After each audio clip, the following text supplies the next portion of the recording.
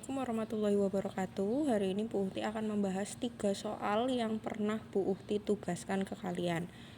Soal pertama.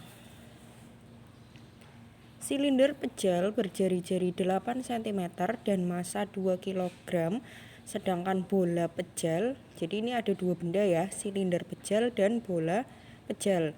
Sedangkan bola pejal berjari-jari 5 cm dan massa 4 kg. Jika kedua benda tadi berotasi dengan poros melalui pusatnya, maka tentukan perbandingan momen inersia silinder dan bola. Penyelesaiannya gimana? Kita analisis dulu. Diketahui apa yang diketahui. Yang pertama, massa silinder. Massa silindernya berapa? 2 kg. Terus jari-jari silinder 8 cm.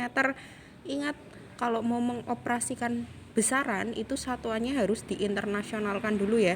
8 cm dirubah ke meter, jadi 8 dikali 10 pangkat min 2. Terus massa bola pejal 4 kg. Terus jari-jari bola pejalnya 5 cm dirubah ke meter, jadi 5 dikali 10 pangkat min 2 meter.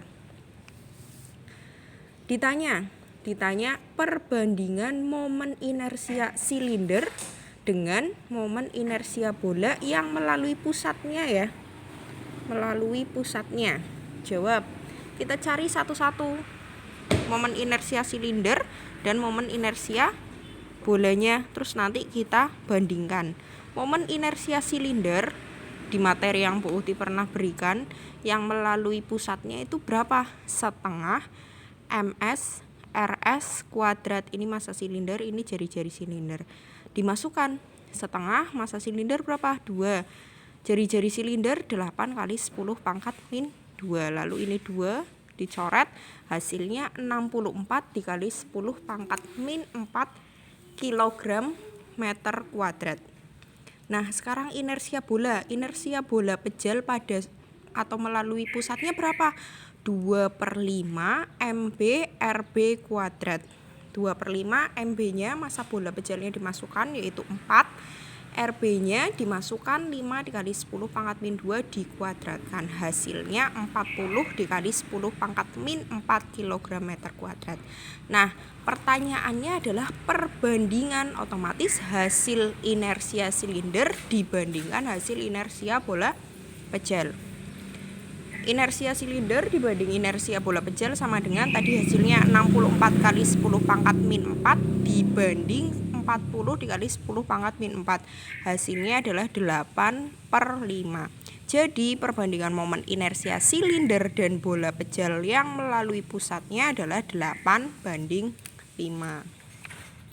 Soal kedua,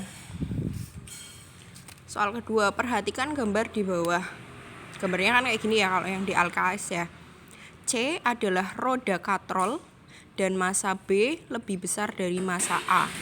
Jika percepatan gravitasi sebesar 10 meter per second kuadrat dan tegangan tali T1 sama dengan 24 Newton, maka tegangan tali T2 adalah, nah, soal ini di kelas 10 itu sebenarnya sudah pernah dibahas di hukum Newton, ya enggak? Cuman waktu kelas 10 massa katrol itu biasanya diabaikan karena kalian belum belajar yang namanya gerak berotasi. Katrol kan geraknya berotasi ya.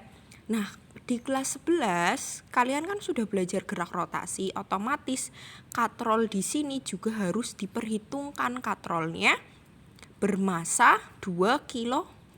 Dia katrol itu bentuknya apa? Kalau kalian perhatikan dia kayak lempengan gitu kan, kayak piringan kan. Jadi dia katrol itu merupakan silinder pejal.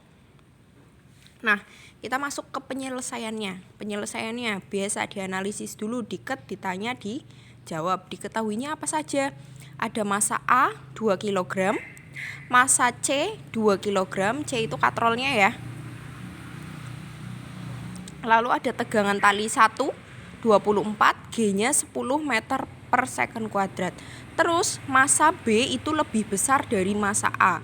Nanti di sini akan menentukan geraknya sistem. Kalau massa B lebih besar dari massa A berarti geraknya kemana?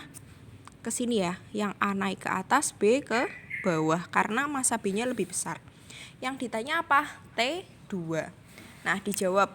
Bu Uhti waktu kelas 10 ngajar 10 IPA 1 dan IPA 2 terbiasa untuk menyelesaikan soal seperti ini dengan langkah-langkah. Yang baru bertemu Bu Uhti di fisika bisa diikuti ya. Langkah pertama itu menentukan arah gerak sistem. Tadi karena massa B itu lebih besar dari massa A, otomatis geraknya kayak gini ya.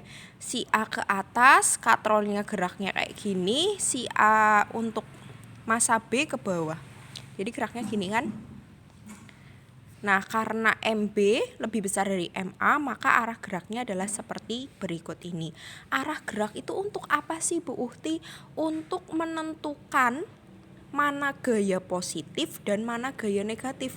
Bu Uhti punya kayak ini pegangan aja ya, nggak mutlak, nggak saklek kayak harus, tapi ketika ada diagram gaya yang arahnya searah dengan percepatan nilainya positif, sedangkan gaya yang arahnya berlawanan dengan percepatan nilainya negatif.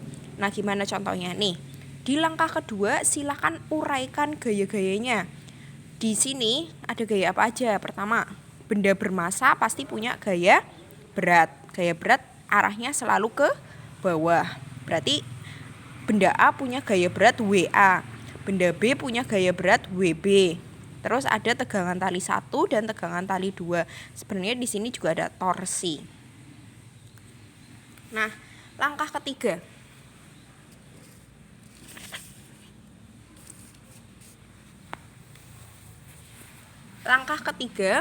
Tinjau benda satu per satu. Berarti kita lihat bendanya satu per satu. Benda A dulu. Benda A kan berarti arah percepatannya ke atas, T1-nya ke atas, WA-nya ke bawah ya. Ingat, gaya yang searah dengan percepatan bernilai positif, yang berlawanan dengan arah kecepatan bernilai negatif. Nah, ini si benda ini kan bergerak lurus ya, bergerak lurus ke atas, otomatis gaya yang berlaku adalah sigma F sama dengan MA dikali A. Nah, tadi yang WA itu searah dengan A enggak? Berlawanan ya, jadi dia nilainya negatif. T1 searah atau berlawanan? Searah, berarti nilainya positif. Jadi min WA plus T1 sama dengan MA dikali A. Dimasukkan WA itu apa? Min MA dikali G plus T1 sama dengan MA dikali A. M-nya dimasukkan 2, G-nya 10, T1 24, M-nya 2, A-nya A. Kita belum tahu A ya, belum tahu nilai A. Jadi di sini dioperasikan, kita bakal ketemu A-nya adalah 2 meter per second kuadrat. 2 meter per second kuadrat. Ini A-nya. Sekarang tinjau benda 2 atau benda B. Benda B ada gaya apa aja? Ada gaya berat, ada gaya T2. Arahnya ke bawah kan percepatannya. Jadi yang searah WB apa T2? WB. WB-nya otomatis positif. T2-nya negatif. Sigma F sama dengan MB dikali A. WB sama dengan WB min T2 sama dengan MB dikali A. Lah A kan udah tahu nilainya, berarti substitusi nilai A. MB dikali G, WB kan MB kali G, min T2 sama dengan MB dikali A. MB-nya belum tahu, G-nya 10, T2 belum tahu, MB-nya belum tahu, dikali 2. Nah, dioperasikan ketemu kayak gini, 10 MB min 2 MB sama dengan T2. Ini kan MB sama T2 kita belum tahu nilainya, berarti disimpan dulu kayak gini. Bentuknya disimpan dulu. Nah, sekarang benda C. Benda C itu kan katrol. Di katrol itu ada gaya T1 dan T2. Arahnya kayak gini. Searah percepatan. Nah, searah percepatan ini ketika T1 yang ditarik ke sini, katrolnya berputarnya searah percepatan enggak?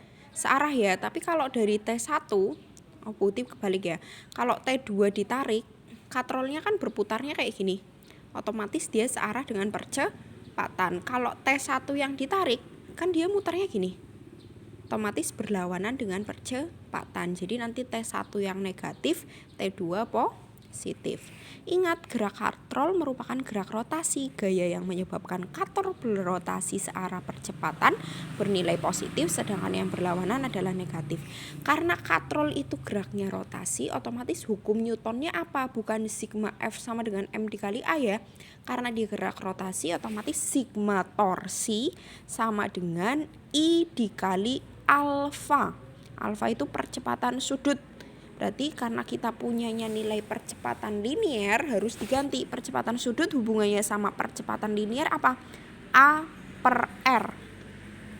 Jadi di sini sigma torsi apa? Torsi adalah F cross R ya. FR dikali I A per R. Nah tadi ini yang positif yang mana? T2. T2 dikali R min T1 dikali R sama dengan setengah MCR kuadrat. Kenapa setengah MCR kuadrat? Ini kan inersia tadi. Katrol adalah silinder pejal. Jadi momen inersianya adalah setengah MCR kuadrat dikali A per R.